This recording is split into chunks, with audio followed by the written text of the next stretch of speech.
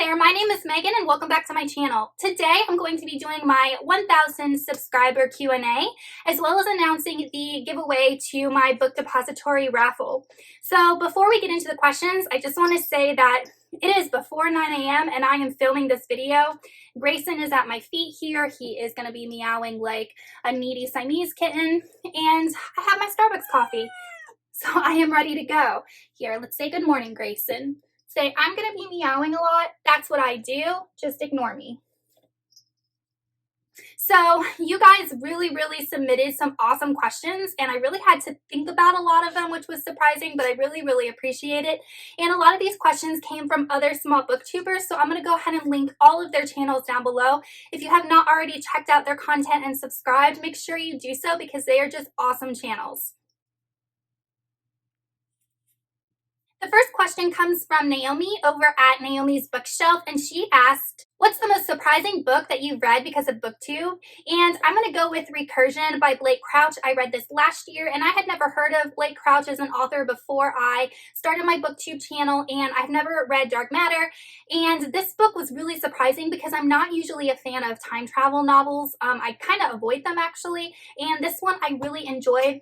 I thought that the science behind it was really well explained, and it played out like a movie in my head, and it was a sci-fi thriller, which isn't really a genre that I gravitate towards often, so I had a lot of fun reading this, and I'm really excited to pick up Blake Crouch's other works. Kyle asked, do you ever plan on focusing on film on your channel, especially doing like compare and contrast book to movie adaptations? So I have definitely thought about doing that. I'm not a huge film aficionado. I do enjoy movies, but I don't really watch them with a critical eye. But with regards to book to movie adaptations, because I am an avid reader and then I see the movie and I'm like, no, they didn't do that right, or they did this better, or I really appreciate how this character was conveyed on film. I do want to do those types of films in the future with regards to books that have been turned into movies. Chelsea over at Books on a Peak asked, what grades do you teach? I teach 7th and 8th grade English. For those that are not in the United States, that's like ages 12 to 14, and I teach English language arts. And then she also asked, do you find it easier to speak in front of a camera because you have to speak in front of a class? And yes, definitely. I'm used to speaking in front of 20 to 25 students as well as parents, especially during like open house nights when all the parents come and you have to talk to them as a group. Amber at Cozy Mystery Reviews asked, what book do you secretly love but are ashamed to? For this question, I'm going to go with the Shatter trilogy by Tahereh Mafi. This is a young adult dystopian trilogy, but it's very heavy on the romance, and I binged these books. I think I read all 3 of them in a really short period of time because I was very captivated by the story and the characters, and if you're looking at this objectively, the world building in this story is actually very poor, and the writing style is written in a lot of extended metaphors, which is something I don't even like, and there's this writing style where she doesn't even use punctuation a lot of the time, which is like an English teacher drives me nuts, and I can't believe that I love this series that much, but I would definitely reread it in the future. Melody over at Strawberry Lemon Books asked if I prefer paperback or hardback. I like hardback because of the durability, but I like paperback because it's more comfortable to read. She asked if I liked ebooks or audiobooks better. I like audiobooks because I like the theater aspect to it. Connor Stompanato asked, are there any typical YouTube videos that I don't like? I wasn't sure if he meant filming or watching, so I'm going to just go with filming. And I'm going to say wrap-ups because I have to give my thoughts and opinions on multiple books, whereas with specific reviews, I can just delve in with one book. Books in a Year asked, out of all the books you've read during your time on BookTube, which book stands out the most? I'm going to go with The Lies of Lamora by Scott Lynch and the whole trilogy in general. And I really like this series because it's got one of the best male friendships that I've seen in any series I've ever read. And we don't really see that in literature. I feel like it's mostly, especially in YA, female friendships. In addition to that, this does not have a heavy romance plot line in this book. So it is just focused on heists and cleverness and wit and Locke getting himself in trouble and having to figure out how to get himself out. And it's definitely one of the best fantasy series that I've ever read. Ramsey over at Rajathon asked, what is your favorite nonfiction book? And I'm going to have to go with Silent Spring by Rachel Carson. I had to read this in college, and even though that was several years ago, I still think about this book. It really had a big impact on me. But this book was written by an environmentalist in the 1960s, and she did this whole study on the use of chemical pesticides and their effect on the human body and animal life, especially DDT, which was eventually outlawed, and how the chemical companies were trying to hide this information from the public about how dangerous it was to us. And even though DDT was outlawed, there still goes on today with different chemical compounds and pesticides. And ironically, Rachel Carson died really young from cancer, which is one of the things that she said these pesticides caused. It is definitely a book that I suggest everyone read, even if you're not someone that's into environmental science. Ramsey also asked if I had ever been outside of the United States, and yes, I have. So I grew up in South Florida, and I lived 30 minutes from the Miami port and 10 minutes from the Fort Lauderdale port, and my mom worked for a cruise line for 20-something years, so she and I used to go on cruises twice a year, so I have been all over the Caribbean. I think almost every single island. I feel like I've been to the Bahamas, Jamaica, the Cayman Islands, Aruba, Curacao, Barbados, Haiti, multiple times. In addition, I've been to Mexico and Belize, and then I've also been to the Republic of Ireland, the United Kingdom, and New Zealand. And I think out of all of those places, Ireland would definitely be my favorites because it's really beautiful and the people are just nice, the food is good, and there's just so much history there. Paige over at Paige in a Chapter asked, what video on my channel am I proud of? And I'm going to say my first ever reading blog, because I didn't think that anyone would really be interested in seeing parts of my daily life and my thoughts on books as I read them. So I'm really grateful for all the feedback I got on that vlog.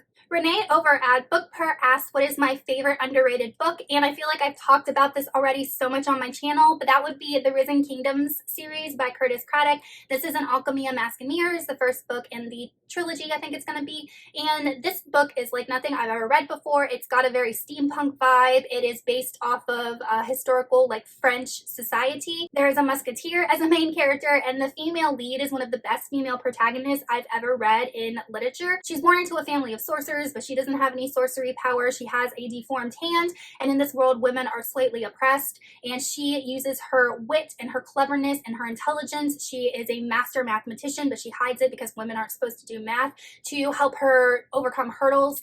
And I also love that there is a platonic relationship between the musketeer Jean-Claude and Isabelle, and it's not like a romance between them with something that was forced in by the author, and that was very refreshing to have that platonic relationship.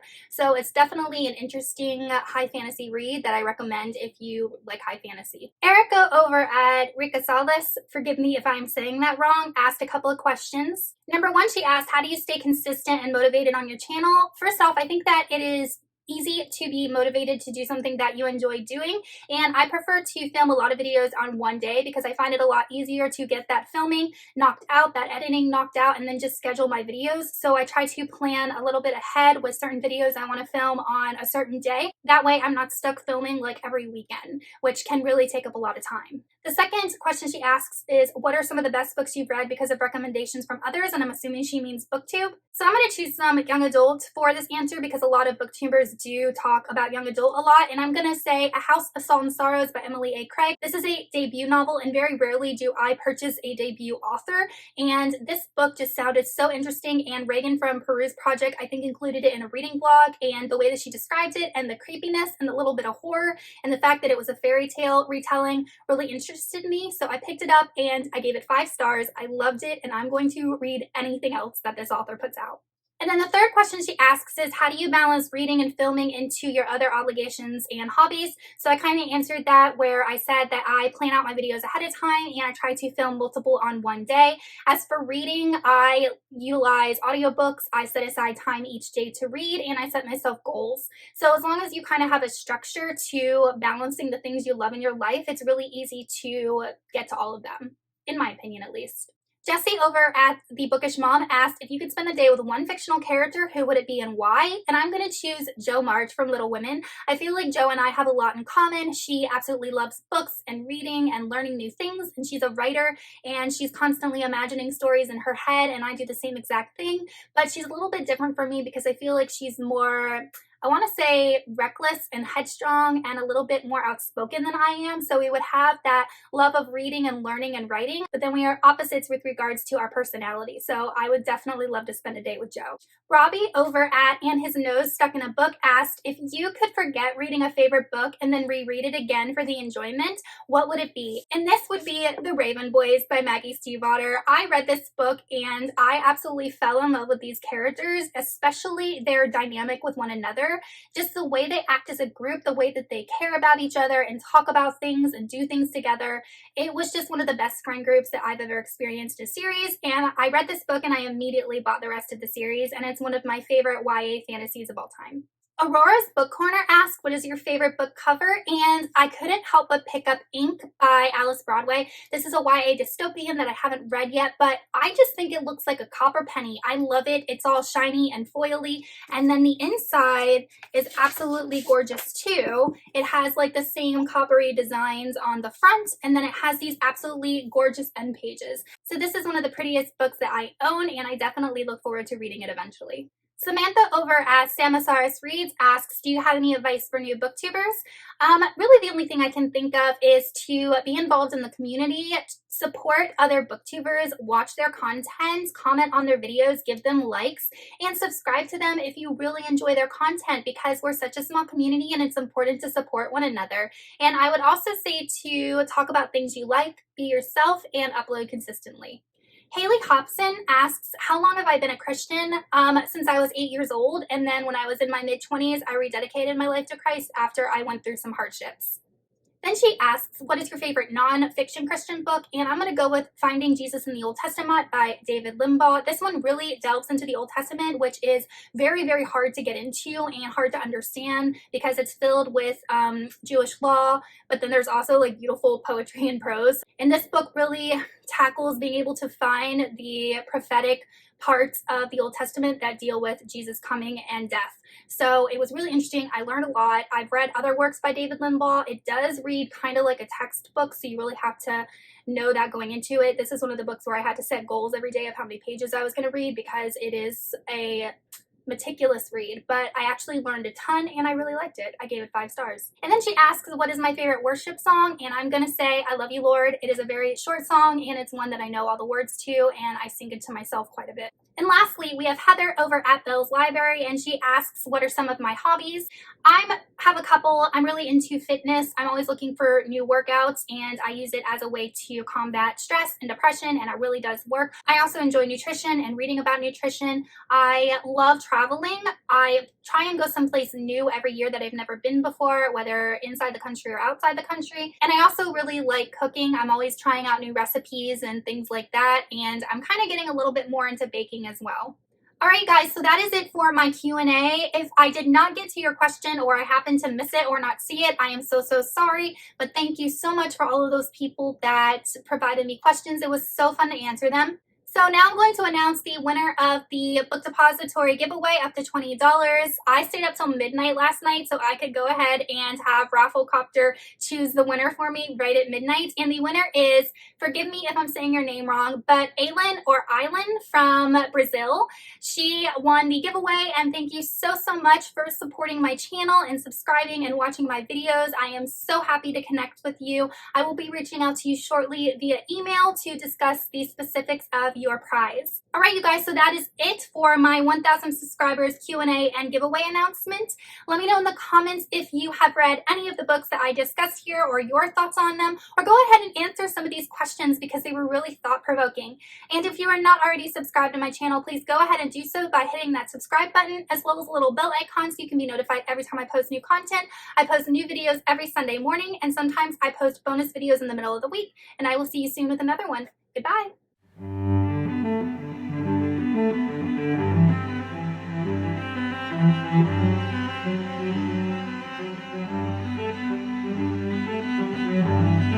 Thank you.